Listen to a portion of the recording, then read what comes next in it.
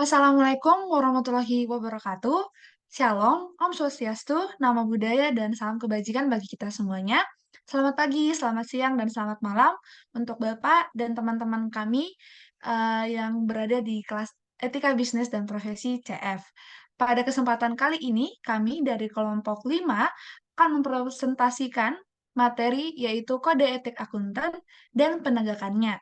Kelompok 5 sendiri terdiri dari Next. Yang pertama ada saya sendiri, Ruth Amanda Lovita Damanik dengan NIM tertera, lalu ada Kristianing Yesa dengan NIM tertera, lalu ada Nurisma Amelia dengan NIM tertera, dan terakhir ada Dava Fareji dengan NIM tertera. Baik, selanjutnya akan saya serahkan kepada teman saya. Baik, yang pertama yaitu mengenai definisi kode etik akuntan, di mana kode etik akuntan adalah panduan perilaku dalam melaksanakan tugas sehari-hari. Nah, ini berfungsi sebagai kompas moral profesi akuntansi dan menjaga mutu moral di mata masyarakat. Kode etik adalah sistem norma profesional yang menentukan perbuatan yang benar dan salah, mengarahkan tindakan yang harus dilakukan dan yang harus dihindari. Tujuannya adalah memberikan pelayanan terbaik kepada pemakai jasa akuntan dan melindungi dari perilaku tidak profesional, di mana setiap profesi itu memiliki kode etiknya sendiri yang dibuat oleh badan yang mengatur etika profesi, di mana kode etik ini mendasari perilaku etika dan profesionalisme akuntan dalam menjalankan tanggung jawab mereka terhadap masyarakat, klien, dan juga rekan. Bisa di next.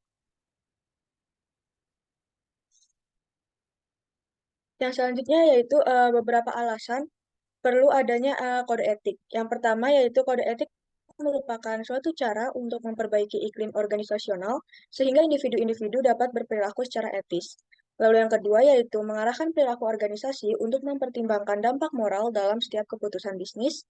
Yang ketiga yaitu perusahaan memerlukan kode etik untuk menentukan status bisnis sebagai sebuah profesi, di mana kode etik merupakan salah satu penandanya.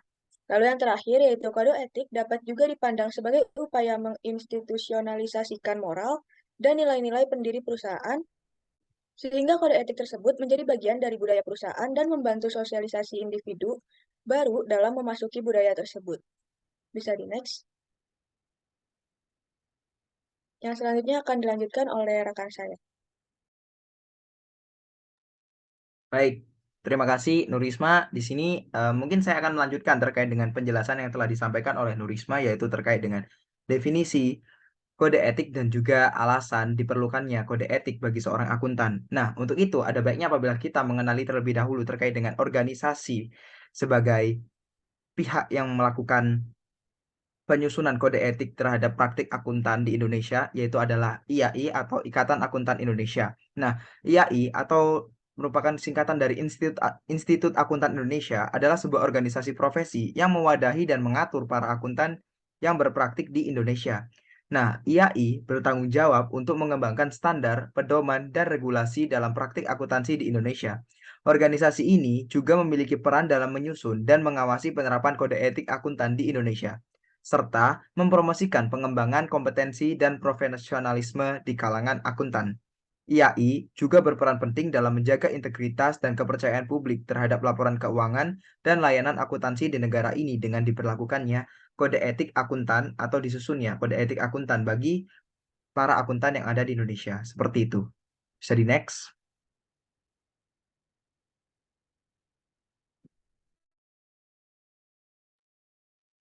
Oke, setelah mengetahui apa itu IAI, langsung saja kita masuk ke prinsip dasar dari etika. Nah, prinsip dasar dari etika itu ada 5. Yang pertama adalah integritas, yang kedua objektivitas, yang ketiga adalah kompetensi dan kehati-hatian profesional, yang keempat adalah kerahasiaan, dan yang terakhir adalah perilaku profesional. Nah, untuk integritas sendiri di sini itu yang ditekankan adalah keterusterangan, kejujuran, dan kekuatan karakter untuk bertindak dengan tepat. Bahkan ketika akuntan itu mendapatkan tekanan untuk melakukan hal yang tidak seharusnya, atau ketika melakukan hal tersebut dapat menimbulkan potensi konsekuensi yang merugikan bagi pribadi atau organisasi. Akuntan tidak boleh secara sengaja dikaitkan dengan laporan, komunikasi, atau informasi lainnya ketika akuntan percaya bahwa informasi tersebut itu dapat berisikan kesalahan atau pernyataan yang menyesatkan secara material, berisi pernyataan atau informasi yang dibuat secara tidak hati-hati, atau penghilangan atau pengkaburan informasi yang seharusnya diungkapkan sehingga akan menyesatkan pengguna informasi tersebut. Selanjutnya adalah objektivitas. Akuntan harus memenuhi prinsip objektivitas yang mensyaratkan akuntan untuk menetapkan pertimbangan profesional atau bisnis tanpa dikompromikan oleh yang pertama bias, benturan kepentingan dan pengaruh atau ketergantungan yang tidak semestinya terhadap individu, organisasi, teknologi, atau faktor lain. Akuntan tidak boleh melakukan aktivitas profesional jika suatu keadaan atau hubungan terlalu mempengaruhi pertimbangan profesionalnya atas aktivitas tersebut. Oke, yang selanjutnya adalah kompetensi dan kehati-hatian profesional. Kompetensi dan kehati-hatian profesional itu untuk mencapai dan mempertahankan pengetahuan dan keahlian profesional pada level yang disyaratkan untuk memastikan bahwa klien atau organisasi tempatnya bekerja memperoleh jasa profesional yang kompeten berdasarkan standar profesi dan standar teknis terkini serta ketentuan peraturan perundang-undangan yang berlaku, dan bertindak sungguh-sungguh dan sesuai dengan standar profesi dan standar teknis yang berlaku. Selanjutnya adalah kerahasiaan. Seorang akuntan disyaratkan untuk menjaga kerahasiaan informasi yang diperoleh sebagai hasil dari hubungan profesional dan bisnis. Akuntan itu harus yang pertama mewaspadai terhadap kemungkinan pengungkapan yang tidak disengaja, termasuk dalam lingkungan sosial dan khususnya pada rekan bisnis terdekat, anggota keluarga inti, atau keluarga dekat. Yang kedua, akuntan itu harus menjaga kerahasiaan informasi di dalam kantor atau organisasi tempat ia bekerja. Lalu, akuntan juga harus menjaga kerahasiaan informasi yang diungkapkan oleh calon klien atau organisasi tempatnya bekerja. Selanjutnya, tidak menggunakan informasi rahasia yang diperoleh dari hubungan profesional dan hubungan bisnis untuk keuntungan pribadi atau pihak ketiga. Selanjutnya, tidak menggunakan atau mengungkapkan informasi rahasia apapun, baik yang diperoleh atau diterima sebagai hasil dari hubungan profesional atau hubungan bisnis. Dan yang terakhir, melakukan langkah yang memadai untuk memastikan personel berada di bawah pengawasan. Selanjutnya adalah perilaku profesional. Prinsip perilaku profesional mensyaratkan akuntan untuk yang pertama, mematuhi peraturan perundang-undangan yang berlaku. Terus yang kedua itu berperilaku konsisten dengan tanggung jawab profesi untuk bertindak bagi kepentingan publik dalam semua aktivitas profesional dan hubungan bisnis, serta menghindari perilaku apapun yang diketahui atau seharusnya diketahui yang dapat mendiskreditkan profesi.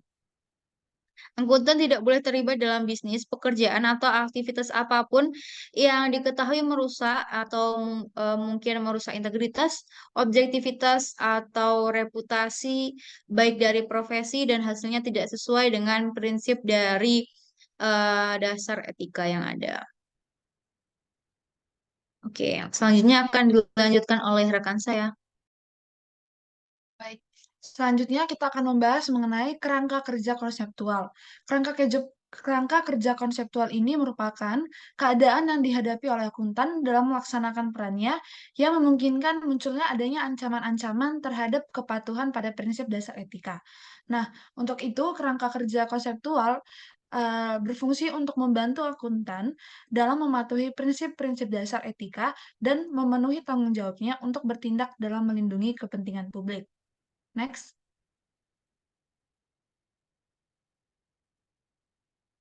Ketika menerapkan kerangka kerja konseptual, akuntan harus memenuhi 4 syarat ini. Yang pertama, seorang akuntan harus memiliki sikap yang selalu mempertanyakan, di mana di sini mereka harus bersikap terbuka dan waspada terhadap kebutuhan investigasi lebih lanjut atau tindakan lain, seperti pertimbangan sumber, relevansi, kecukupan informasi yang diperoleh, dan sebagainya.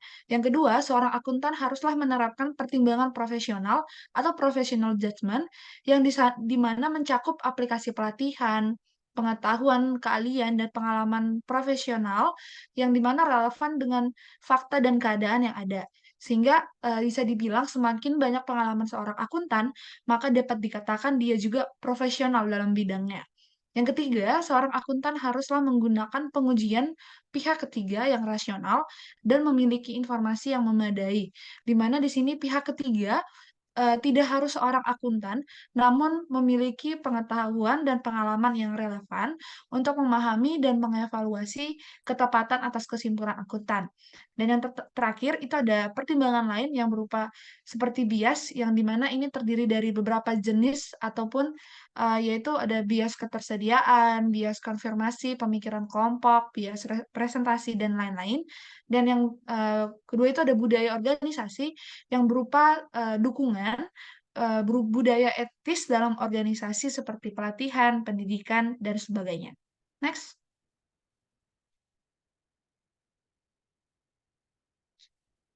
Kerangka kerja konseptual ini ditetapkan untuk membantu akuntan dalam 3 proses pendekatan. Yang pertama, dalam mengidentifikasi ancaman yang ada. Yang kedua, mengevaluasi ancaman. Yang ketiga, mengatasi ancaman. Ketiga hal ini merupakan berkaitan dengan ancaman yang mungkin akan dihadapi oleh seorang akuntan dalam mempraktekkan prinsip-prinsip etika dalam kinerja mereka. Next. Baik, selanjutnya adalah jenis-jenis ancaman yang mungkin akan dihadapi oleh seorang akuntan dalam memenuhi prinsip etikanya. Yang pertama adalah ancaman kepentingan pribadi, yang di mana ini merupakan kepentingan keuangan ataupun kepentingan yang mempengaruhi pertimbangan ataupun perilaku akuntan. Yang kedua, ancaman telaah pribadi, di mana di sini adalah ancaman ketika seorang akuntan itu tidak dapat tepat melakukan evaluasi atas pertimbangan yang sudah dilakukannya. Yang ketiga ada ancaman advokasi, di mana di sini merupakan ancaman yang muncul karena seorang akuntan mendukung posisi klien tempatnya bekerja sampai pada titik di mana dapat mengurangi objektivitas seorang akuntan. Lalu yang keempat ada ancaman kedekatan, di mana ini adalah sesuai dengan namanya, di mana di sini akuntan terlalu bersimpati terhadap kepentingan klien, sehingga akuntan terlalu mudah menerima hasil pekerjaan mereka. Yang terakhir ada ancaman intimidasi yang terjadi ketika akuntan dihalangi ketika bertindak secara objektif karena tekanan yang ada, termasuk upaya mempengaruhi akuntan secara tidak semestinya. Next.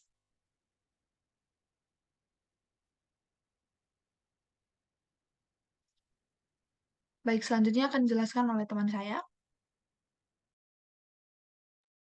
Baik, terima kasih Ruth atas kesempatannya. Yang selanjutnya yaitu mengenai kepatuhan terhadap kode etik, di mana terdapat 4 poin. Yang pertama yaitu integritas dan juga moralitas.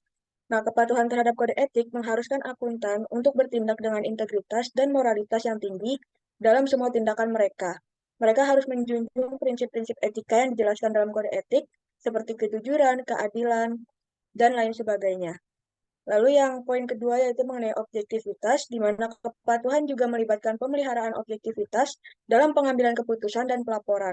Akuntan tidak boleh membiarkan faktor-faktor pribadi atau konflik kepentingan mempengaruhi independensi mereka dalam memberikan laporan keuangan yang adil dan juga akurat. Lalu yang ketiga yaitu penghormatan terhadap klien dan juga pihak terkait. Nah, kode etik ini sering menekankan penghormatan terhadap klien dan pihak terkait, di mana akuntan harus menjaga kerahasiaan informasi klien dan memberikan pelayanan yang memenuhi harapan klien serta pihak lain yang terlibat dalam praktik akuntansi. Lalu yang terakhir yaitu penghindaran konflik kepentingan, di mana kepatuhan juga melibatkan tindakan untuk menghindari atau mengelola konflik kepentingan yang dapat mempengaruhi independensi dan integritas dalam praktik akuntansi. Nah, kepatuhan terhadap kode etik ini adalah kunci untuk menjaga kepercayaan masyarakat terhadap profesi akuntansi, di mana ketika akuntan mematuhi prinsip-prinsip etika dan mengikuti kode etik dengan ketat, ini membantu memastikan bahwa laporan keuangan yang dihasilkan adalah akurat, adil, dan dapat diandalkan. Nah, hal ini juga dapat menciptakan citra positif bagi profesi akuntansi dan membantu mencegah pelanggaran etika yang dapat merusak reputasi. Bisa di next. Baik, yang selanjutnya akan dilanjutkan oleh rekan saya.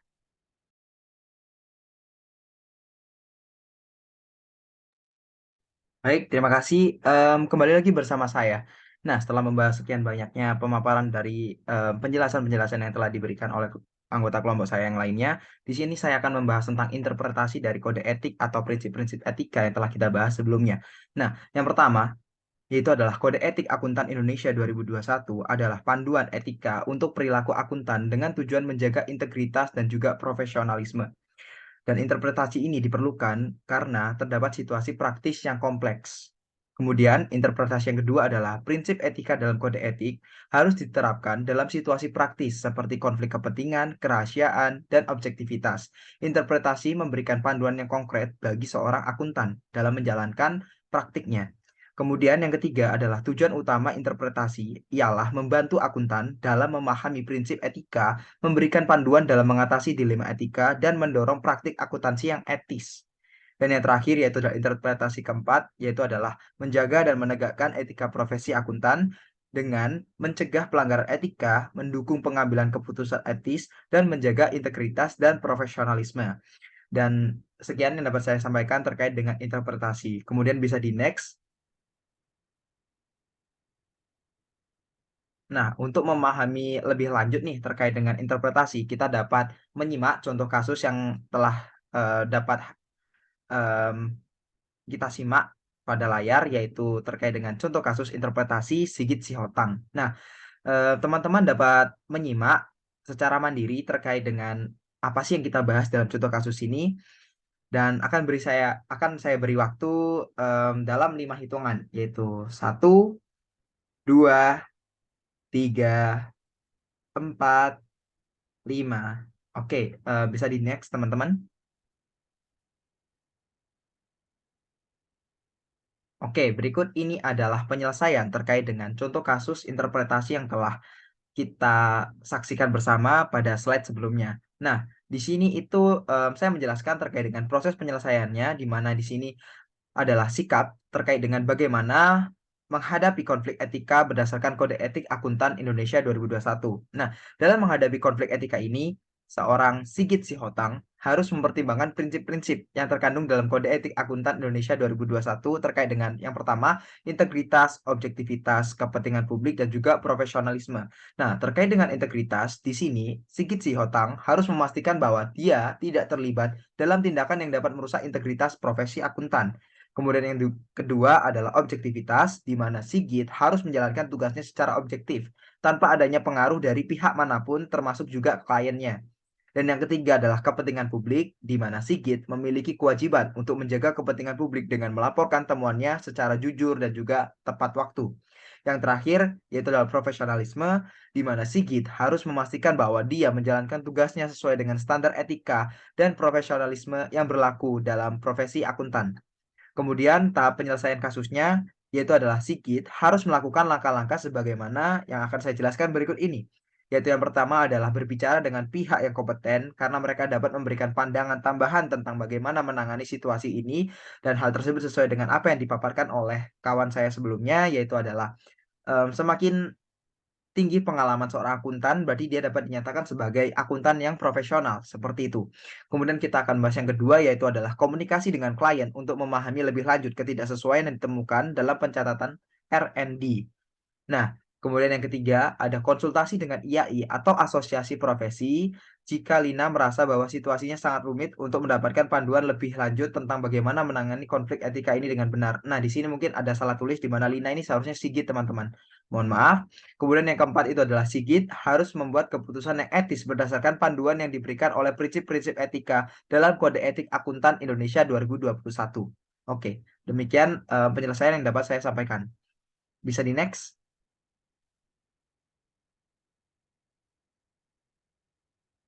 Nah, setelah kita memahami tentang interpretasi dan juga penyelesaian, ada baiknya apabila kita memahami juga terkait dengan bentuk-bentuk pelanggaran kode etis dan juga kemungkinan sanksi yang akan didapatkan. Nah, yang pertama yaitu adalah pelanggaran integritas. Dan hal ini itu termasuk dengan penipuan, manipulasi data keuangan, seperti itu. Nah, sanksinya mungkin melibatkan pencabutan lisensi atau sanksi disiplin terhadap praktik akuntan. Nah, selain itu tidak menutup kemungkinan adanya denda ataupun larangan untuk bekerja dalam profesi akuntan ke depannya. Kemudian ada yang kedua yaitu adalah pelanggaran objektivitas di mana ketidakmampuan untuk menjalankan audit atau pekerjaan lain secara objektif dan hal tersebut dapat menimbulkan adanya pelanggaran dan di mana pelanggaran tersebut menimbulkan adanya sanksi yang mencakup terkait dengan tuntutan ganti rugi, pencabutan lisensi ataupun larangan kerja di profesi akuntan. Mungkin dalam hal ini mungkin lebih ke arah akuntan publik. Kemudian yang ketiga itu adalah pelanggaran kerahasiaan, yaitu adalah membocorkan informasi rahasia atau data klien tanpa izin dapat mengakibatkan timbulnya sanksi berat, termasuk dengan tuntutan hukum dan juga pencabutan lisensi. Mungkin dalam pengauditan kita sempat belajar apabila seorang auditor itu harus menjaga kerahasiaan dari kliennya apabila kita ingin memaparkan mungkin kepada publik terkait sebuah informasi yang didapatkan atas proses audit, kita benar-benar harus melakukan perizinan terlebih dahulu terhadap klien kita. Oke, kemudian yang keempat yaitu adalah pelanggaran profesionalisme. Hal ini mencakup perilaku yang tidak sesuai dengan standar etika atau tindakan yang merusak reputasi profesi akuntan. Dan hal ini mungkin dapat kita kaitkan dengan penjelasan kawan saya, yaitu tadi Yesa. Di sini mungkin saksinya adalah termasuk dengan teguran tertulis dan bahkan hingga larangan bekerja dalam profesi akuntan. Seperti itu. Sekian yang dapat saya sampaikan, bisa di next. Oke, berikutnya mungkin akan disampaikan dengan rekan saya yang lainnya. Baik, terima kasih kepada Dava. Baik, selanjutnya kita akan membahas mengenai perilaku etika dalam profesi akuntansi. Sebagai profesi akuntansi, kita tahu bahwa tujuan utama dari para akuntan adalah memastikan bahwa pemakai jasa akuntan itu dapat memahami bahwa layanan yang diberikan itu mampu mencapai standar kualitas tertinggi sesuai dengan prinsip-prinsip etika yang diperlukan untuk mencapai standar tersebut. Maka dari itu, semua anggota profesi akuntan perlu untuk bertanggung jawab dalam menghormati kepercayaan masyarakat yang dipegang. Dalam menjalankan kepercayaan ini, seorang anggota akuntan juga harus secara konsisten menunjukkan komitmen mereka dalam mencapai tingkat profesionalisme yang tinggi agar nantinya masyarakat dapat terus memakai jasa seorang akuntan dan tidak menghilangkan uh, keprofesionalisme seorang akuntan. Next.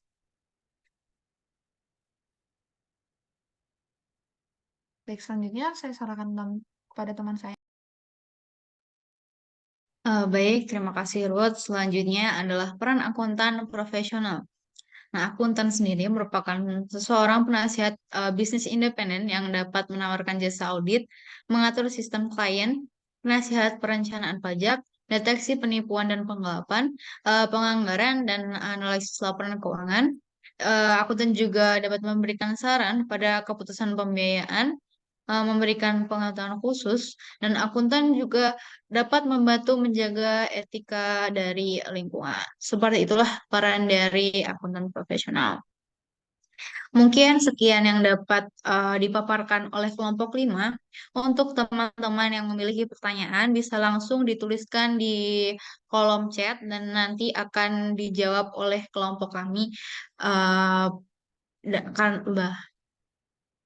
akan dicek oleh kelompok kami. Mungkin sekian yang dapat kami sampaikan. Eh, Bila ada kekurangan, mohon maaf. Wassalamualaikum warahmatullahi wabarakatuh.